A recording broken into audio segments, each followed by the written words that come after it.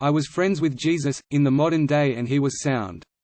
Not preachy. One of the lads like, "Did he by any chance tell you to kill the President of the United States by spinning really fast?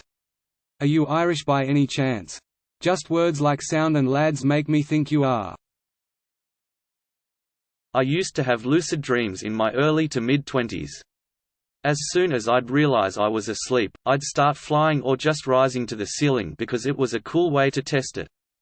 Then my immediate thought would be, who should I pretend sleep with, and the excitement over the possibility woke me up every damn time. A moment, for our fallen bro.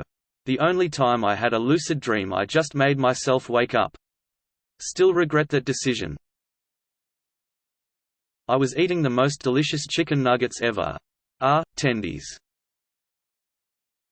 I dreamt that I was part of some Eastern European resistance movement who had to speak in code and hide out in abandoned manors in the forest to plan our attacks against some fascist regime.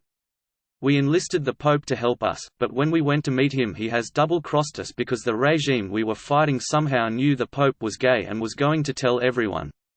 I woke up then, not knowing if my resistance group was executed, or if we escaped somehow. Bro, this is awesome. My dreams are just random shit like walking in a forest, you're out there fighting fascists with a homosexual Catholic. Was exploring a jungle with a group of, I assume, friends. We ended up discovering some kind of temple, but it was dark so we decided to set up camp. I was charged with gathering drywood and leaves for the fire. While macheting my way through vines, I heard my name being screamed by one of the group members in a terrified way, repeatedly. Woke up to see my mum yelling my name and to get the fuck up already. I never found out what that temple was. This is going to sound crazy but I had a dream exactly like that and one of the people in the camp went missing. But it continued and we found out there were jaguars in the area. A few months before I got married I had a dream where Bill Murray was attending my wedding and asked to make a toast. I happily agreed. Then, before I could hear the toast, I woke up. For some reason this reminded me of a dream I had in which I ran into Tom Hanks. I noticed that he was crying, so I went over to ask him if he was okay. He told me that he had lost a big project that he'd been working on. I told him I was going to write a letter to him to make him feel better, but I woke up before I could mail it. That's just mean. When I wake up in the morning, I usually have approximately 30 more minutes before I have to actually get out of bed. If I'm having a dream before I wake up and I go back to sleep, I can usually continue the dream. Last night I had a dream that I was in some kind of resort, Jurassic Park-like area. I went back to sleep this morning and managed to get into a relationship with a pretty hot dude who was working at the resort.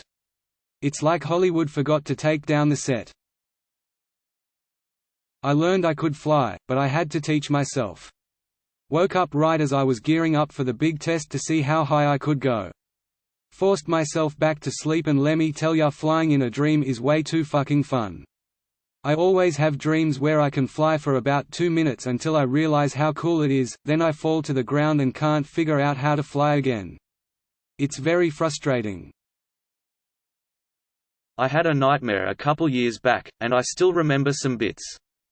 I was in a city where there was an outbreak of a disease. Infected people would start leaking black stuff from their eyes and noses and attack non-infected people. For some reason, I was walking in a part of the city that was completely deserted a couple days after the outbreak. Very faintly I heard someone crying. I approached and found out that it came from a backyard. If I wanted to see who it was, I had to climb a high fence. When I walked into the backyard I was fucking horrified. There was a crying little kid, like 3 years old on a leash, tied to a pole.